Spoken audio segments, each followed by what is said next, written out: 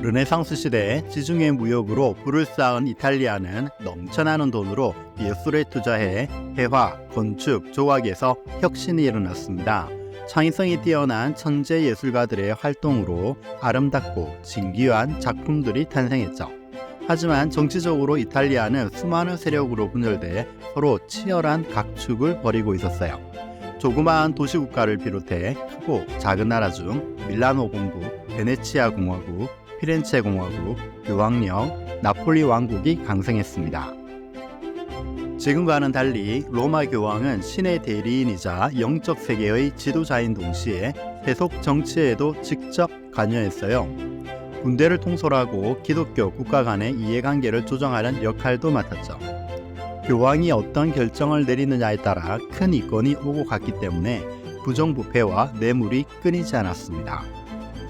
콜럼버스가 신대륙을 발견한 그해 1492년 인노켄티우스 8세 교황이 선종하자 새 교황을 결정하기 위한 콘클라베가 열렸습니다. 5일간 25명의 추기경이 참석한 가운데 세 차례에 걸친 투표 끝에 로드리고 보르지아가 교황이 되었어요. 그는 성직 매직과 뇌물로 추기경들을 매수했는데 역사상 가장 타락한 교황으로 악명 높은 알렉산더 6세입니다. 스페인 동부 해안 발렌시아 출신으로 이탈리아에서는 이방인 취급을 받던 보르지아 가문은 로마 귀족을 비롯해 여러 세력의 견제와 시기를 받아서 가족 간의 결속이 유달리 끈끈하고 강했어요. 교황의 딸 루크레치아는 새하얀 피부에 눈부신 긴 금발을 가진 출중한 미모를 자랑했는데 복잡한 정치 상황에서 가문을 위한 정략 결혼의 희생자가 되어 3번이나 시집을 가야 했습니다.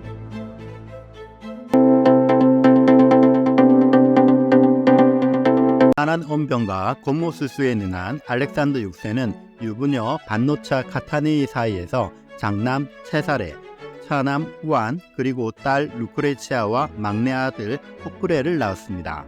그중 루크레치아의 큰오빠 체사레 보르지아는 마키아벨리가 쓴 군주론의 실제 모델이 되는 인물입니다. 체사레는 분열된 이탈리아를 통일하려는 큰 야심을 품었어요. 그는 권력을 얻기 위해선 수단과 방법을 가리지 않았죠. 대신 살인, 독살, 간통을 일삼으며 원하는 걸 차례차례 손에 얻었습니다. 보르지아 가문은 대담하고 거침없는 범죄와 잔혹한 행위로 마피아의 원조라고 불립니다.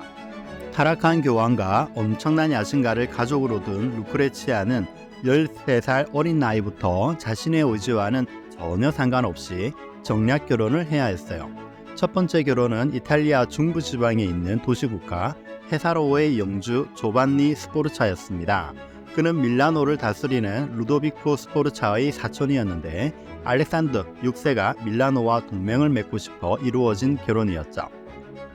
그러나 1494년 프랑스 왕 샤를 8세의 침략으로 알프스를 넘어 이탈리아로 들어오는 길목이 된 밀라노의 세력이 급속히 약해지자 교황은 딸을 이혼시키려고 했어요. 가톨릭 교리상 이혼은 금지되어 있어서 방법을 찾던 교황은 조반니 스포르차와의 성불능 때문에 결혼이 무효라고 주장했습니다. 조반니가 격렬히 반발했지만 협조하지 않으면 가문이 멸족당할 거라는 협박을 받았죠. 그러면서 루크레치아가 결혼할 때 가져온 지참금 3만 두카토를 돌려주지 않아도 된다는 제안을 받자 조반니는 성불능을 인정하고 이혼 서류에 서명했어요. 결혼 무효 다툼이 벌어지는 와중 루크레치아는 수녀원에 들어가 있었습니다. 그곳에서 그녀는 임신했는데 남자는 페드로 칼데론이라는 교황의 하인으로 심부름꾼 역할을 하면서 둘 사이에 아이가 생긴 것입니다. 소문이 퍼지자 화가 난 체사레는 칼데론을 칼로 찔러 죽여버렸고 몇 달 후 루크레치아는 아들을 출산했어요. 두 번째 결혼은 나폴리 왕국의 서자이자 비셀리에 지방의 공작인 알폰소 다라군과 했습니다. 나폴리와 동맹을 강화하기 위한 알렉산더 6세의 전략으로 이뤄진 결혼이었죠. 나폴리도 교황과 가까운 관계를 맺는 건 환영할 만한 일이었어요. 루크레치아는 잘생긴 알폰소를 좋아했습니다. 하지만 이번에도 체사레가 문제였습니다. 그는 군사력을 키우기 위해 프랑스 왕 루이 12세의 사촌과 결혼했는데 이것은 나폴리로서는 큰 위협이 되었죠.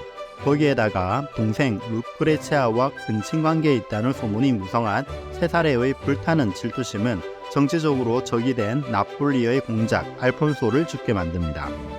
알폰소의 죽음으로 나폴리와의 동맹은 끝이 나고 말았죠.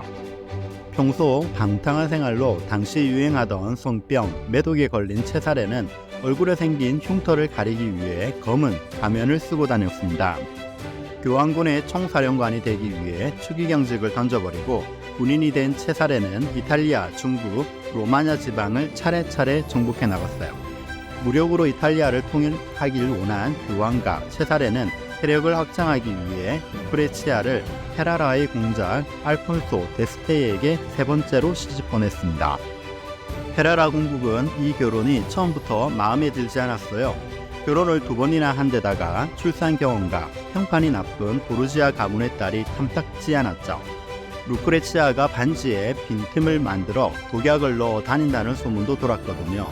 그러나 페라라는 교황의 영향력 아래에 있는 로마냐 지방이 있어서 교황의 결정에 의해 나라 전체가 무너질 수도 있었습니다. 거기에다가 체사레의 간청에 의한 루이 12세의 요구와 30만 두카토나 되는 지참금을 주겠다고 하자 결혼을 수락할 수밖에 없었죠. 이번 결혼은 루크레치아에게 순조로웠습니다. 페라라로 시집와 18년 동안 알폰소 데스테 사이에서 8명의 아이를 낳았어요. 유행을 좋아하는 데스테가 자주 나라를 비우면 국정을 맡았고, 그러면서 베네치아 귀족 출신의 시인 피에트로 벤보와 연인이 되어 뜨거운 연애 편지를 남겼습니다. 갑자기 알렉산더 6세가 사망하자 한 번에 몰락한 체사레와 달리 그녀는 페라라에서 르네상스 예술과 문화생활을 누릴 수 있었죠. 루크레치아는 39세까지 살았는데 마지막 아이를 낳고 산용열로 죽음을 맞았습니다. 로마인 이야기의 작가 시오노 나나미는 르네상스의 여인들이란 책에서 격변기에 불꽃처럼 살아간 여자로 루크레치아를 표현했습니다. 정치적 혼란이 일어나고 도덕이 타락하면서도 반대로 예술이 융성한 르네상스 시기를 대표하는 인물로 묘사한 것이죠.